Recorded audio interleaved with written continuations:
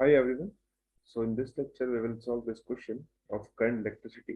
The question is a prism is made up of wire mesh with each side having equal resistance R. A battery 6 volt, ये battery है 6 volt की and zero resistance is connected मतलब battery का resistance जो है zero है internal connected across E and F as shown in figure. The current in the branch AD निकालना इससे करंट निकालना अगर रेजिस्टेंस हमको गिवन है 5 ओम आर की वैल्यू। ठीक है, तो पहले क्वेश्चन को देखते हैं क्या इसमें करना होगा।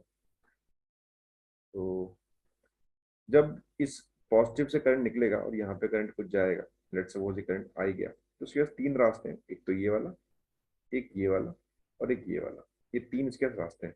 एक्चुअल में अगर देखें हम तो जो ये वाला रास्ता है दिस वन और जो ये वाला रास्ता है, ये रास्ते बिल्कुल सिमेट्रिकल हैं, दोनों सेम रास्ते हैं। दैट मीन्स कि इन दोनों से जो करंट होगा, ये रास्ते देख सकते हैं बिल्कुल सेम रास्ते हैं। दैट मीन्स कि जो इनसे करंट होगा इससे और इससे वो बिल्कुल सेम होगा। सो आई कैन राइट कि जो करंट होगा इस वाले से, वो मैं अगर बोलूँ कि इससे करंट कुछ आई है, आई वन है, तो इससे भी करंट वो आई वन ही होगा और इससे मान लेते हैं करंट इससे आई टू हो गया। ठीक है, अब यहाँ तो आपको पता है कि यहाँ तो कुछ पोटेंशियल 6 वोल्ट होगा, अगर हम यहाँ का जीरो मान ले तो 6 वोल्ट होगा। तो 6 वोल्ट है तो यहाँ पे तो ये रेजिस्टेंस है आपके पास, यहाँ पे ड्रॉप होगा आई वन इंटू जितना इसका रेजिस्टेंस है इस ब्रांच का। तो इसका मतलब जो यहाँ का पोटेंशियल होगा इस पॉइंट का ए का, वो बिल्कुल सेम होगा। अगर इसको मैं बोल दूं V1 है तो इस पॉइंट का पोटेंशियल भी बिल्कुल सेम होगा, बिकॉज इस रेजिस्टेंस में ड्रॉप सेम हो रहा है दोनों तरफ, तो यहाँ भी पोटेंशियल V1 होगा। दैट मीन्स कि जो करंट आया है यहाँ से I1, वो करंट इसमें जाएगा नहीं इस वाले में, बिकॉज दोनों तरफ V1 हो गया, पोटेंशियल डिफरेंस ही नहीं है, तो इस ब्रांच AB में कोई करंट होगा नहीं। तो ये सारा करंट जो भी यहाँ से I1 आया है वो यहाँ पे निकल जाएगा, I1 और I1। तो यहाँ भी ड्रॉप सेम है क्योंकि दोनों तरफ सेम है, यहाँ तो करंट गया ही नहीं, तो यहाँ भी करंट निकल गया, तो मतलब यहाँ का पोटेंशियल भी कुछ V2 बोल दे तो ये पोटेंशियल भी V2 हो जाएगा, मतलब करंट यहाँ भी नहीं जाएगा, तो मतलब सारा करंट ये फिर यहाँ से निकला वो ऊपर की तरफ निकल जाएगा I1 I1। तो सर्किट कुल मिला के ये बन जाएगा अगर इसको देखें तो ये आपके पास बीच में ही हो गया रेजिस्टेंस, एक रेजिस्टेंस ये वाला हो गया, एक रेजिस्टेंस ये वाला हो गया और एक रेजिस्टेंस ये वाला हो गया। सिमिलरली इधर भी ऐसा ही बन जाएगा।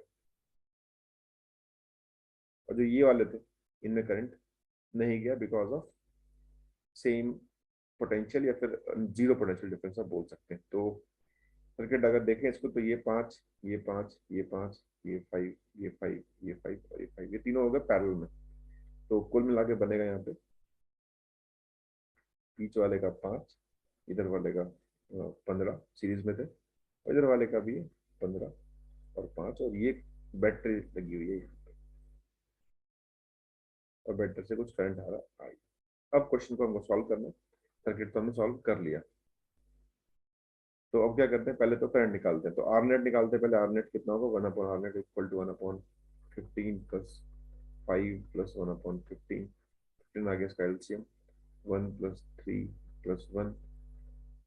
सो आर की वैल्यू आगे निकल के 3 नेट रेजिस्टेंस। और करंट निकालना है अगर तो बैटरी का वोल्टेज है 6 volt, so V by R net, ये नेट था, this is equal to 2 ampere. That means कि यहाँ से 2 एम्पियर एंटर करेगा। हमको निकालना किसमें, हमको निकालना एडी में, इसमें निकालना एडी में कितना होगा। एडी ये वाला था, ये दिख नहीं था कि मिट गया, मतलब इसमें निकालना है।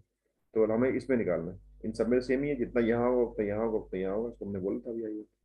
तो हमको इस ब्रांच में करंट फाइंड करना है कि आई वन कितना होगा। तो पता है कि अगर ये आई वन है तो ये भी आई वन होगा, एंड ये था आई टू। तो आप बोल सकते हो कि ऑफ लॉ से I must be equal to 2 I1 plus I2, that is equal to 2 plus I2। अब एक बार और देखते हैं कि भाई ये सारे पैरेलल में ही है, तो मतलब इनके अक्रॉस जो पोटेंशियल डिफरेंस होगा वो भी सेम होगा। दैट मीन्स कि जितना वोल्टेज 5 पे होगा उतना वोल्टेज 15 पे होगा। तो 5 पे कितना वोल्टेज है, I2 × 5, 15 पे कितना है, I1 × 15। So I2 equal to आ गया 3 I1। इसको हम यहाँ पुट कर लेते हैं 3 I1। सो I1 की वैल्यू हो जाएगी 2/5, दैट इज इक्वल टू 0.4। ऐसे हम आसानी से निकाल सकते हैं किसी ब्रांच में भी करंट, तो उसका आंसर हो जाएगा 0.4। तो कुल मिला के आपको इसमें सिमेट्री देखनी आनी चाहिए कि कैसे सर्किट हम सिमेट्री चेक करते हैं, किस ब्रांच में करंट सेम होता है। और आप पर अगर आपको आता है तो आपको इस क्वेश्चन को इजीली सॉल्व कर सकते हैं। That's it for this lecture, thanks.